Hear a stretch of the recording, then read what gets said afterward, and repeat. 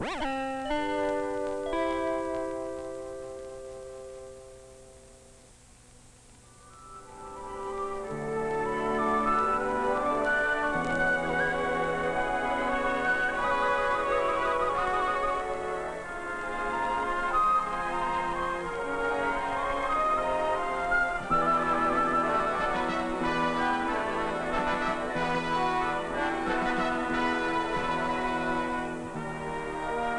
Arctic is a vast region that includes all the world north of an imaginary circle between the 66th and 67th degree of latitude.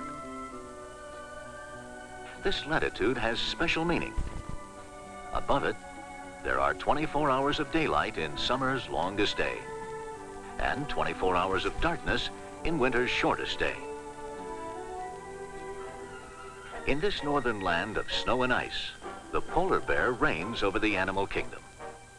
A big male polar bear may be 8 feet long and weigh over 1,000 pounds. This giant meat eater is well suited to life in the frozen Arctic. Its heavy fur and thick layer of fat protect it from the cold. Even the soles of its feet are covered with long, coarse hair that acts almost like tire chains on a car to allow the polar bear to travel quickly over ice without slipping or sliding. Its well-oiled fur and streamlined shape help it swim for miles in the Arctic Ocean. This mighty hunter is one of the few creatures that can survive the bitter winters of the Arctic. But even at the North Pole, winter doesn't last forever. Summer's long days of sunshine bring a dramatic change. Flowers replace the snow. The Arctic's broad treeless plains, called the tundra, come to life for a few brief months. These warmer, sunnier days are the best time of year to observe caribou and the other animals that make up the unusual wildlife community of the Arctic. The caribou is the most common large animal found here. In summer, living is easy for the caribou. Herds wander from place to place, fattening on rich vegetation. During winter, they must eat whatever plant life they can find. But in summer, they can choose to feed on just the tenderest willow leaves. Most of the year, they wear antlers. Caribou are the deer of the far north.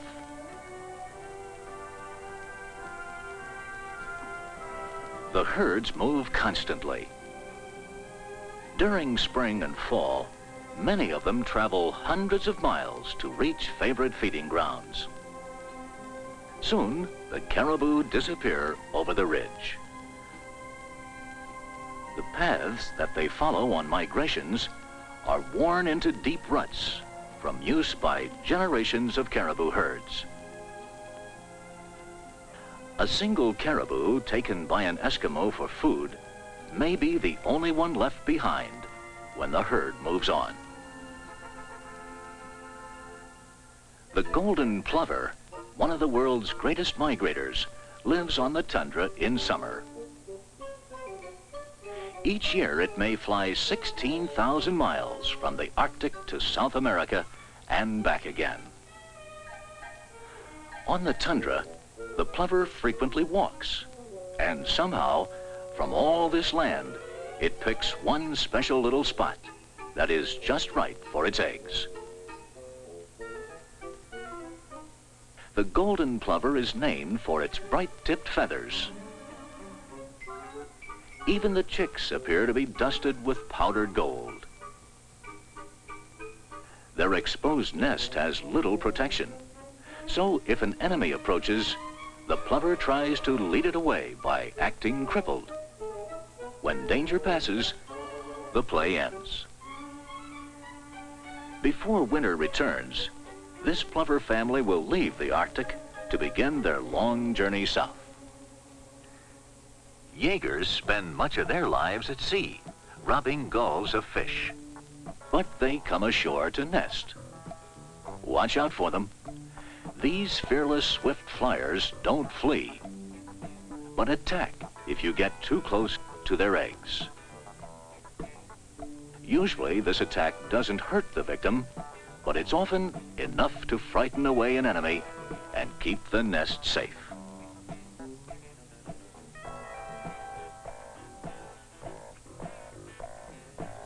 Phalaropes have an unusual family life.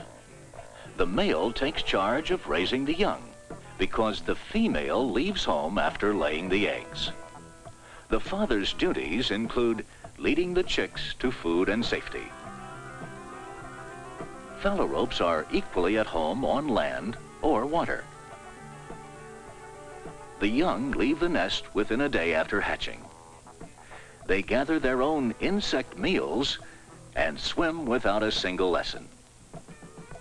The little ones follow their father wherever he might go.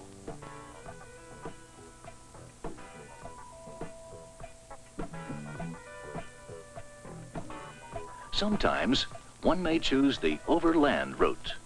It's rough, but finally all gather safe and sound under their father's warming chest. When feeding, an adult phalarope spins like a top in shallow water to stir up the little animals it eats from the lake bottom. In addition to shore birds, such as phalaropes, the Arctic has a variety of waterfowl. Among them are old squaw ducks, which raise downy broods on the many lakes dotting the landscape. There are also great numbers of Canada geese. White, graceful, whistling swans nest here too. Moving to the oceans, we may find water-loving mammals. In certain areas along the coasts, there are herds of walrus. In summer, they come ashore on islands, where they might join thousands of seabirds. Close relatives of seals, walrus are clumsy on land, but swift and graceful in water. However, sooner or later they get tired while swimming and must have a place to rest. Some biologists believe that walrus use their ivory tusks, which may grow 3 feet long, to pull themselves out of the water onto slippery ice floes in winter. A big male walrus, or bull, may weigh 1.5 tons. It is one of the few animals that even a polar bear generally won't attack in the water. Walrus feed mainly on shellfish and other animal foods from the ocean floor. Arctic waters are loaded with fish. Eskimos depend upon them for food. Many of the fish are dried and eaten later, or fed to sled dogs. But some are eaten as they come, raw.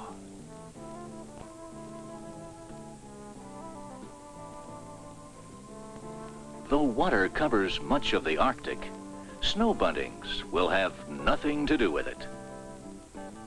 They hunt insects on the tundra and nest high and dry in a crevice or crack in a rock pile. During the Arctic's short summer, snow buntings, like many other animals, take full advantage of the long daylight hours to gather food. These songbirds may work nearly 20 hours a day. When winter approaches, most migrate to southern Canada. There are more birds than any other type of warm-blooded animal in the Arctic in the summer. The birds generally find the weather is mild and food plentiful. However, only about 6 kinds of birds stay in North America's Arctic the year around. Among them are ptarmigan. Ptarmigan is a poor flyer that can't make long migratory trips to the warmer lands of the south.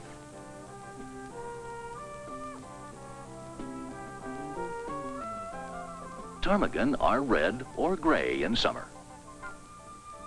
But during winter, they will wear white feathers to match the color of the snow. The raven, which always dresses in black, might also stay in the Arctic all winter. The intelligent raven lives by its wits.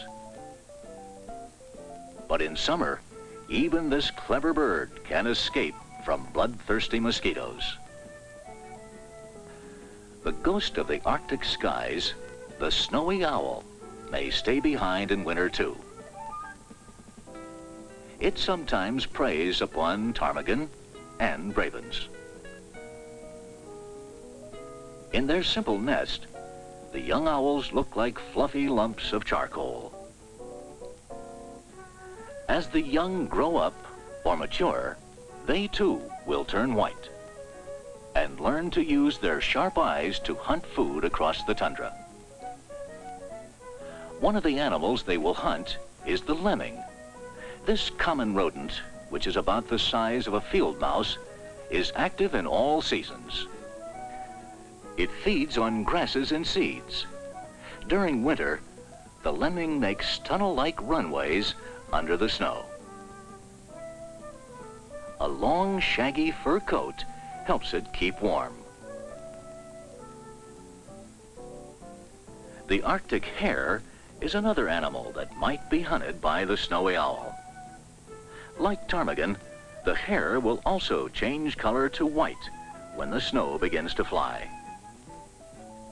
The Arctic ground squirrel stays in the Arctic the year around, but it knows little about the blizzards of winter.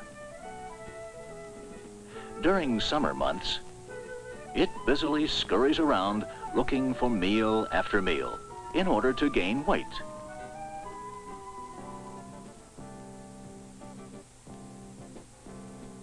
It also digs a burrow in loose, dry soil. It uses this burrow for rest and to escape from danger. And when the long winter begins, the burrow becomes a bedroom for hibernation. Living off its body fat, the ground squirrel will snooze in here until spring. The ground squirrel and many other creatures are in great danger when this animal is about. The mighty grizzly bear can literally tear the earth apart to reach a bite-sized ground squirrel hiding in its burrow. The grizzly bear, which may weigh as much as 1,400 pounds, is among the most dangerous animals on the continent. It can kill animals as large as caribou with one blow of its huge paw. But the grizzly is omnivorous, which means that it not only eats meat, but also roots and berries. This inland relative of the polar bear wanders widely over the tundra in summer, searching for food. Like the ground squirrel, it must fatten up for winter hibernation. The short-tailed weasel is as small as a chipmunk, cute as a kitten, quick as a wink, but meaner than a wildcat.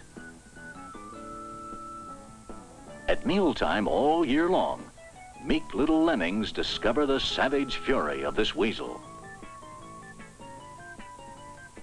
The wolf is another tundra predator or hunter. Trotting easily on its long legs, it tirelessly roams the Arctic. Among its favorite prey are caribou. During winter, packs of wolves follow the caribou herds. In summer, wolves hunt alone or in small family groups. The pups are left behind during the hunt. By 3 months of age, the pups can howl like adults to communicate with other wolves.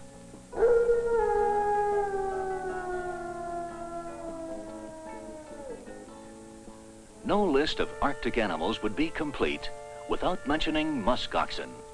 When wolves attack a herd of these shaggy creatures, the adults often surround the young musk oxen in a protective circle and face outward to meet the charge of the attacking wolves with their horns. Each musk ox wears an overcoat of long fur that almost touches the earth. And underneath the fur, they dress in the finest of wool. This protects them against some of the coldest temperatures and winds that nature can offer. A peculiar odor gives the muskox its name. But that odor is one that few of us will ever know, because the muskox lives in a land so vast and wild, and often in weather so severe, that people don't often care to come near. As summer draws to an end, the nesting season is complete. A small number of hardy creatures will stay to face the winter. Warm dress, special foods, or hibernation will see them through when the plants of the tundra become covered with snow. But others, especially the birds, will migrate south before the coming of winter storms.